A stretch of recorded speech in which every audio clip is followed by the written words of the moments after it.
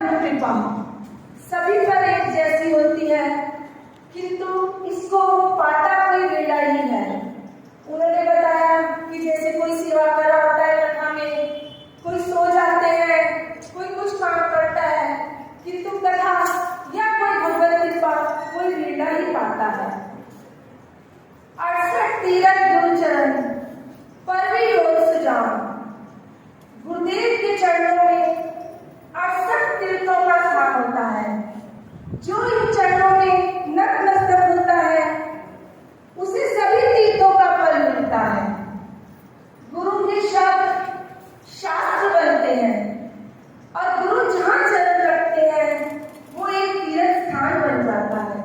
कहते हैं गुरु की महिमा सारे जग से निराली है। जहाँ गुरुवर चरण धरे वो धरती नसीबों वाली है। आज हम गुरुदेव महात्मा और परमात्मा दोनों के एक साथ दर्शन हो रहे हैं। गुरुदेव जिसे गुरु मंत्र देते हैं वो मृत्यु पाप हर संकट से दूर भाग जाते हैं उससे। इसी तरह एक बार एक गुरुकुल में बहुत से शिष्य रहते थे। वो अपने गुरुदेव से प्रतिदिन का कार्य पूछ के सारा दिन अपने कार्य में लगे रहते थे। उनमें से एक शिष्य बहुत भोला था। उसका नाम भी गुरुदेव ने भोला ही रखा हुआ था। तो दूसरे शिष्य एक दिन कहने लगे कि हमने गुरुदेव से गुरु मंत्र लेना है सुबह।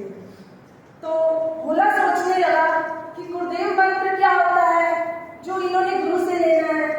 वे प्रातःकाल उठे, बाकी शिष्य गए और गुरुदेव से गुरु मंत्र लिया। जब उन्होंने गुरुदेव से गुरु मंत्र लिया और वो बाहर आए तो वो कहने लगे कि आज तो हम सभी संकटों से हर गए हैं। आज से हमारी रक्षा हमारे गुरुदेव करेंगे और गुरु मंत्र लेने से तो मृत्यु का भी कष्ट दूर हो जाता है। ऐसा सुनते ही भोला को बहुत हुआ कि मैं भी क्यों ना गुरु मंत्र लूं। पर वो अपनी सेवा में बहुत मस्त रहता था। वो प्रतिदिन गुरुदेव को देखता कि जब गुरु फ्री हो तब मैं गुरुदेव से कहूं कि आप मुझे भी गुरु मंत्र दीजिए।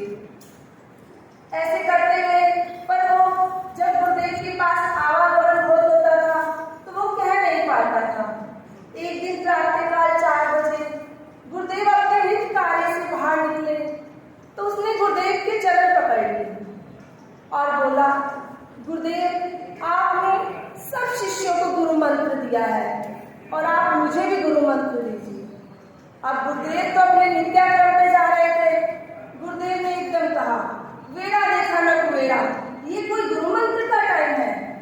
अब बोला तो बोला था, उसने सोचा शायद वेड़ा देखा न कुबेरा मुझे गुरु मंत्र मिल गया है। वो उसी मंत्र को जपता हुआ दिन रात उसी में मग्न हो गया। अपनी सेवा करता, जब कभी फ्री होता तो अपने गुरु के मंत्र को जपने लग जाता। एक बार सब शिष्य कहने लगे कि हम गुरुदेव यात्रा पे जा रहे हैं। तो शिष्य जब गुरुदेव ने कहा आप जाइए तो भोला भी कहने लगा, गुरुदेव क्या मैं भी इनके साथ यात्रा में चला जाऊं। गुरुदेव ने कहा अगर वो आपको लेके जाते हैं तो चले जाओ, मुझे क्या है। तो भोला ने शिष्य से पूछा, क्या भाई मैं भी तुम्हारे साथ यात्रा पे चल सकता हूँ। तो शिष्यों में से एक शिष्य ने कहा, इसे हम कहाँ लेके जाएंगे। तो दूसरे ने कहा, ले चलो, कोई नहीं, हमारा सामान उठा लेगा और कुछ नहीं। तो वो लोग यात्रा में निकल चले। यात्रा पे जाते जाते जंगल में उन्हें कहीं भोजन बनाना था। तो उन्होंने सोचा क्यों ना हम भोला को भी लकड़ी ले लेंगे इससे। उन्होंने भोला से कहा, जाओ आप लकड़ी ले आओ। अब जंगल में बारिश थी, लकड़ी सारी गीली थी। भोला नगर की तरफ चल पड़ा। भोला जब नगर की तरफ गया तब उसने देखा कि वहां लकड़ियों का ढेर लगा हुआ है, पर वो लकड़ियां किसी चिता की थी।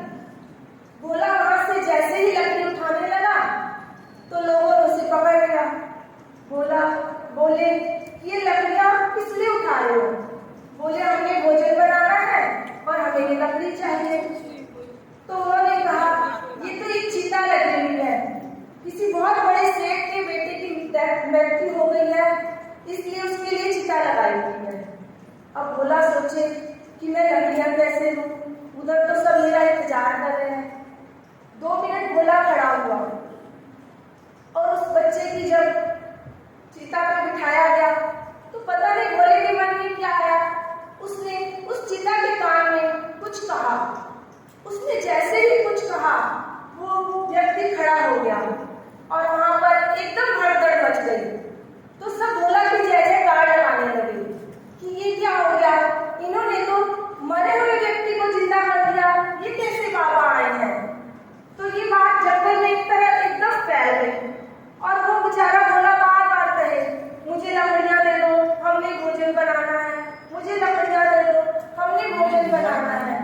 पर उसकी किसी ने न सुनी, उसे हाथी पर बिठाकर भ्रमण के लिए ले गए।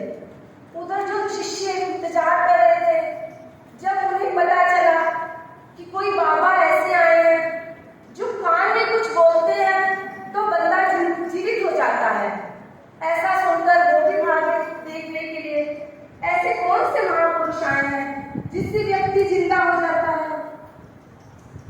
जैसे ही उन्होंने भोला को देखा तो उन्होंने भोला से कहा कि ये क्या है, तुमने कौन सा मंत्र इनके कान में पड़ा कि ये जिंदा हो गए। तो भोला ने कहा, वही जो तुम्हें गुरु मंत्र मिला था, वही गुरु मंत्र गुरु ने मुझे दिया था। मैंने इसके कान में बोला तो ये जी पड़ा और तुमने ही कहा था कि गुरु मंत्र में इतनी शक्ति है कि मरे हुए को जिंदा कर देती है। अब वो सब परेशान कि गुरुदेव ने